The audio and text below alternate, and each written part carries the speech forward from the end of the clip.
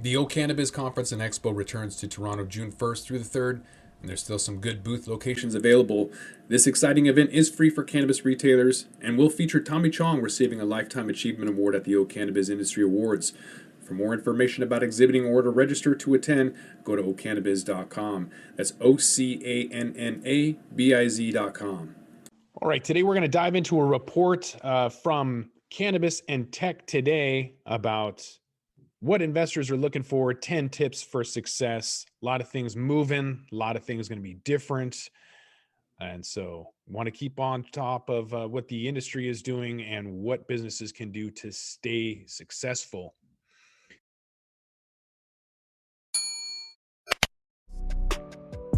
Welcome back to the Talking Hedge. I'm Josh Kincaid, capital markets analyst and host of your cannabis business podcast.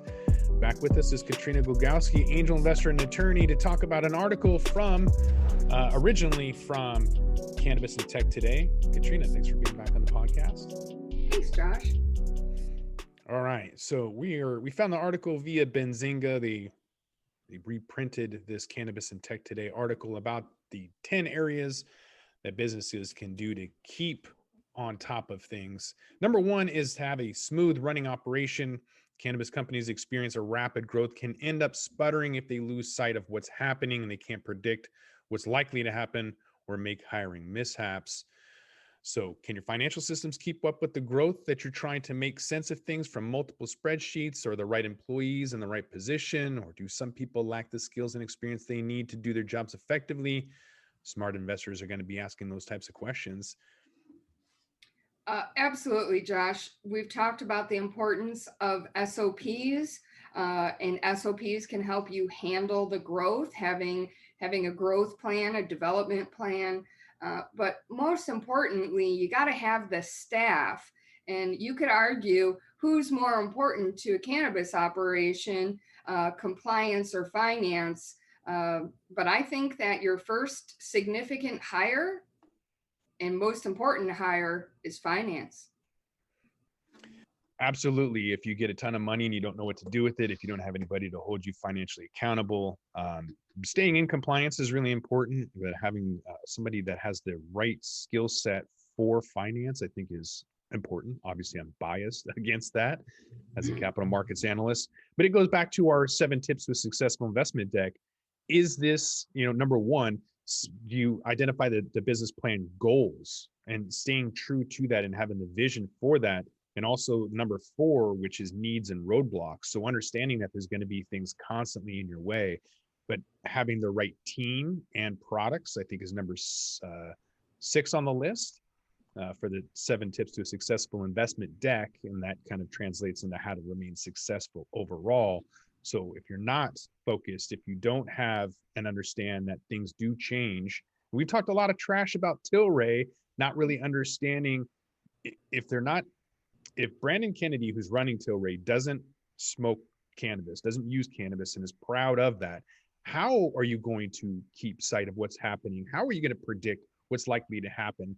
And how are you going to avoid writing off billions of dollars that your competitors at Aurora and Canopy have? Right. All of these things kind of just line up on how you should be successful. I'm loving the volatility on Tilray, though. I might be playing that on the upswing and downswing, but this is not financial advice, so don't listen to me. All boils down to accurate information. So investors want to see that the company has access to real, reliable data that they can use to inform decision making. That means having regularly prepared financial statements, in addition to relevant data points on key metrics, like should a dispensary know how long it takes for a product to sell? And farmers should know yielding per plant. So especially during late harvest season right now, suppliers should know when the percentage of the revenues that comes from each customer, who their biggest customer is, and how that data is viewed and analyzed. All of the things that kind of we cover with our headset reports, BDS analytics, and New Frontier data, and Happy Monkey, all of the data reports that we get is helping our clients kind of figure out, with that accurate information, what to do with it. This is imperative, and it's the appropriate staff, having compliance procedures, having finance procedures, So somebody might steal $10,000 from the kitty, but you catch it before they steal $1 million from the kitty. But also you can't do projections without the data. Hey, we want to add a new product line. Okay, how much is it going to cost? How long is it going to take to recoup those costs? And you and I talk all the time, Josh, about cost of goods sold. If you don't know how much it costs to make something, you don't know how to charge for it. And if you don't know how to charge for it, how can you determine what's profitable? That's right. Especially with shipping costs. A lot of CBD companies think that it's great that they can cross borders, but they can't really afford to ship products effectively or inexpensively. So not only are you trying to figure out which flavor profiles to sell and which zip code, getting that granular data is important, but how to really figure out what you should be selling and what you're spending too much time on. We even saw that in the real world with Coca-Cola really paring down on which items it was going to sell and which ones it was no longer going to.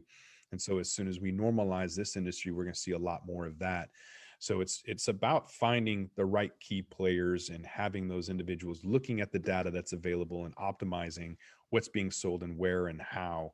And again, staying relevant to data points on key metrics is important. Otherwise, how are you going to know that you're succeeding? Agreed.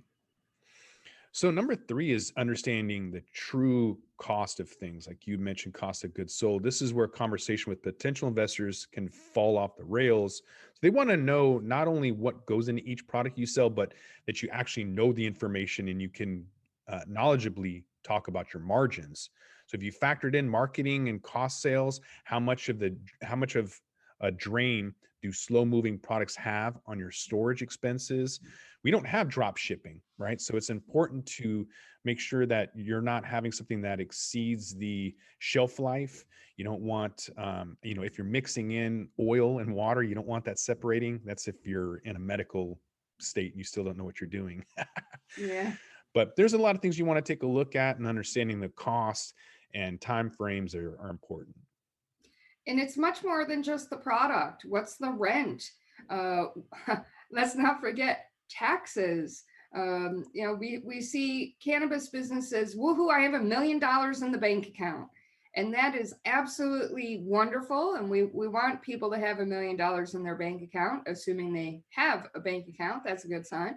But that doesn't mean you made $1 million worth of profit. So yeah, you have to take every single cost into account, rent, advertising, electricity, everything. Mm-hmm.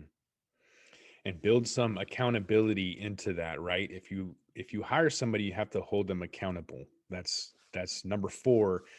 So build in accountability. There's no way around it. The industry is under heavy scrutiny from all angles, making accountability a top priority. So by adopting a culture that values taking a disciplined approach to the business, including finances, you can confidently stand by the projections you share with your investors. So budgets and forecasts, they can carefully create and then test out over time. Employees should have key metrics and targets to aim for and be held accountable to the results. This is a compliance program, Josh. Check and double check. And if people are not performing, get rid of them. And this includes finance, this includes legal, this includes management, sales. It doesn't matter. Stop the bleeding before you start hemorrhaging. Yeah, I definitely think that this is something that the industry is severely lacking, is accountability and scrutiny, compliance and finance professionals.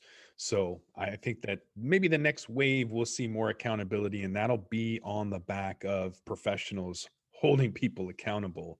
Just haven't seen it yet, not widely throughout the industry. They've been severely lacking in accountability. Yeah, agreed. So number 5 is to make a clear view of the cash. With many companies accustomed to bank denials and dealing with large amounts of cash, the industry faces a special challenge.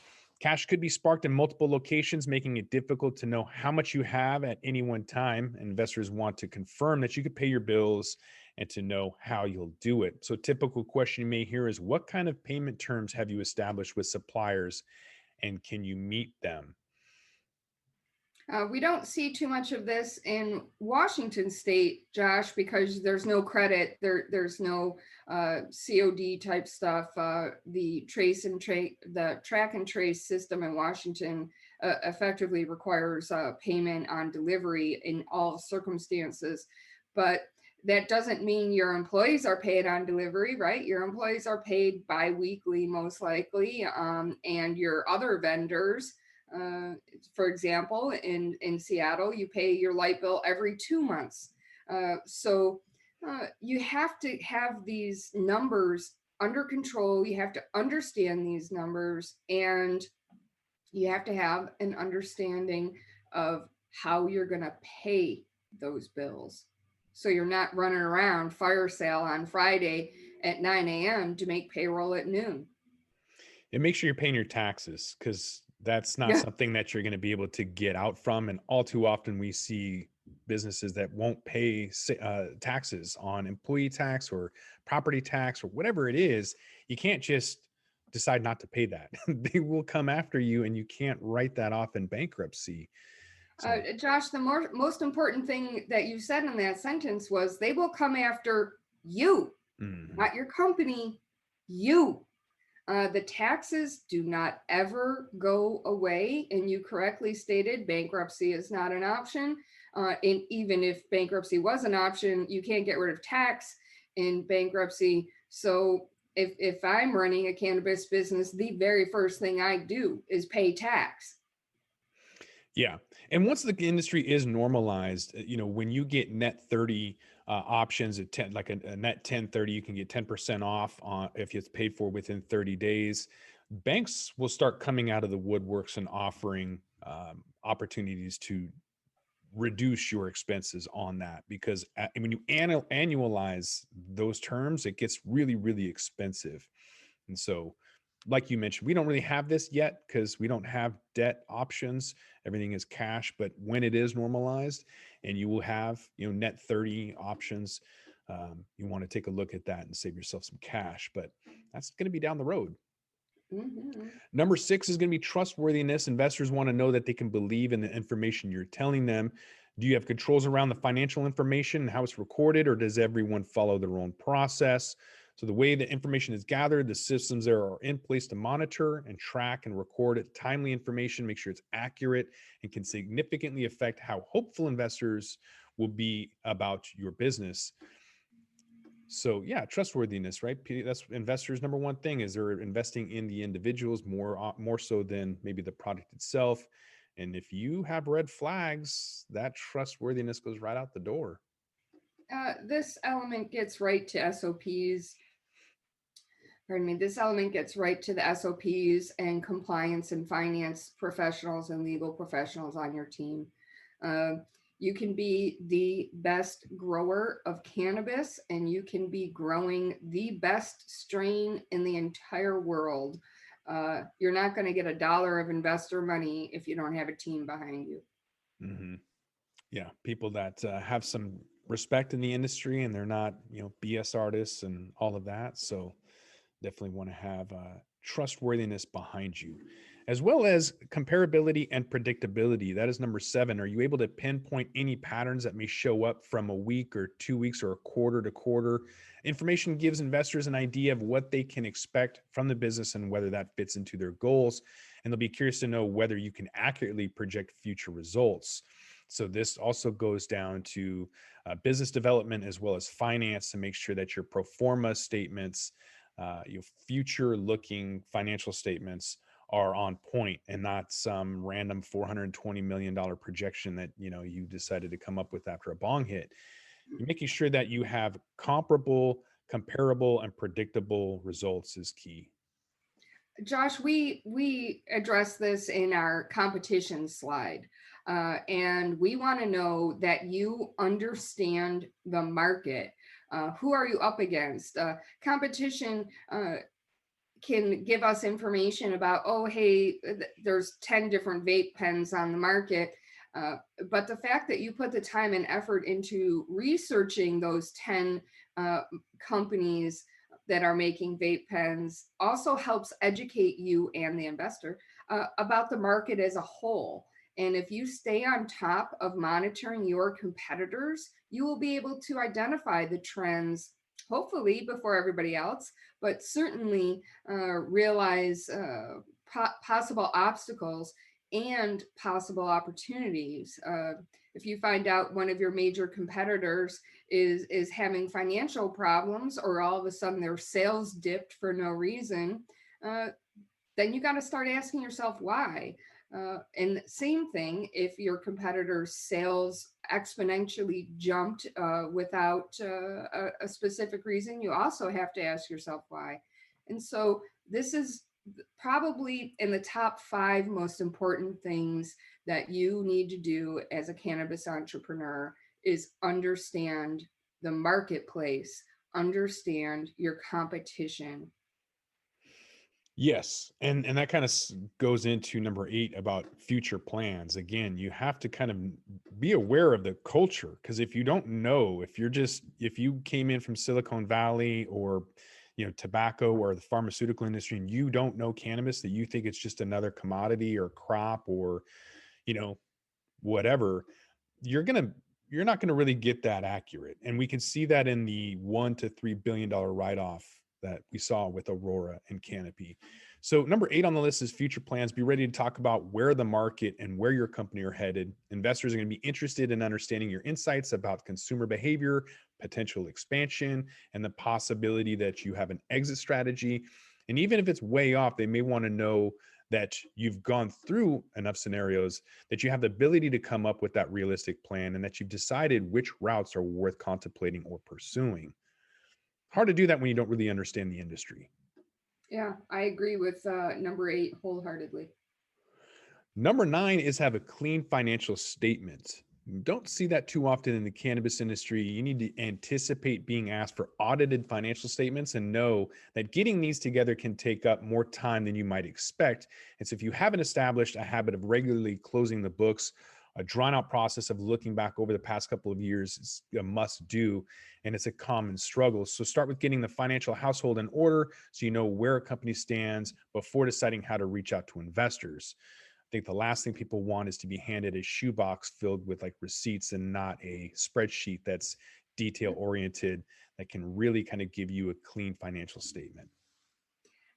This cannot be overstated. And I stated earlier, your first hire should be financed because of exactly this problem. If you have to go back in time and fix this stuff, it is a pain in the patootie, and it is very expensive. It is not pleasant. It is not fun. And this is more than just a box of receipts. If you can't account for every dollar in that company, you have a problem. And if you are just simple task of you're the owner of the company and you're taking some equity out of the company. Okay, great, wonderful. Like you're working for equity. It's very common in startups. Make sure you're tracking how you are awarded that equity and what you did for that equity, because cleaning up the corporate books can be even worse. Uh, Josh, you need to have a financial person on your team very, very early in the process. And I think 8 or 9 of these first 9 tips address finance in some way, shape, or form. Mm-hmm. And transparency should as well. That's the 10th one. So the investor relationship, it's not going to end once you get the funding. Your investors are going to want to know where the money is going and what the expected results or updates. So that means going up with how you'll keep them informed and assuring that your company will operate with integrity. So it comes back with trustworthiness and being transparent and open and honest. And that includes financials. I was working with a company here in sunny Seattle, and they wanted some investment dollars from me, and I knew them. I'd been to their facility, I inspected everything, and I was ready to write a check. And I met with another investor who was also ready to write a check. And during that meeting, there was an offhand little comment about the litigation. And I knew these people, I knew this company, and I had done my due diligence. I looked it up, and now litigation. And I'm like, what? What? How come I'm hearing about litigation when I basically have my checkbook in my hand? Now, was that a failure on my due diligence part? You could argue that, but they didn't tell me about this litigation. And then I come to find out the litigation is significant.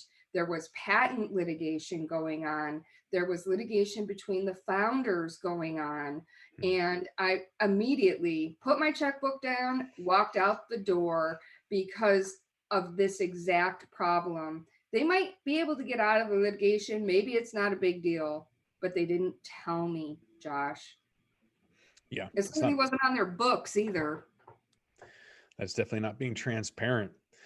So all in all, not a bad list here for cannabis investors needing 10 tips for success. Just kind of going through it. You need to have running operations that are smooth, accurate information, true understanding of costs, built-in accountability, a clear view of the cash, trustworthiness, comparability and predictability, future plans, clean financial statements, and transparency.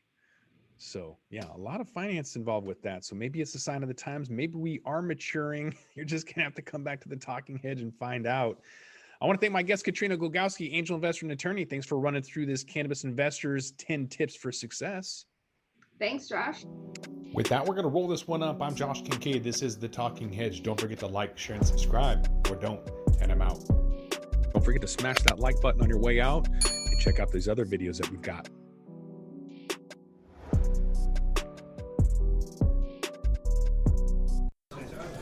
I'm Larry Michigan. I'd like to invite you to join Jim, Marty, and me on our weekly podcast, The Deadhead Cannabis Show. Each week we explore the latest cannabis and jam band news and reminisce with other cannabis industry deadheads and jam band aficionados about the great musical acts that we've seen and heard. Check out a new episode every Monday at mjbulls.com or wherever you listen to podcasts.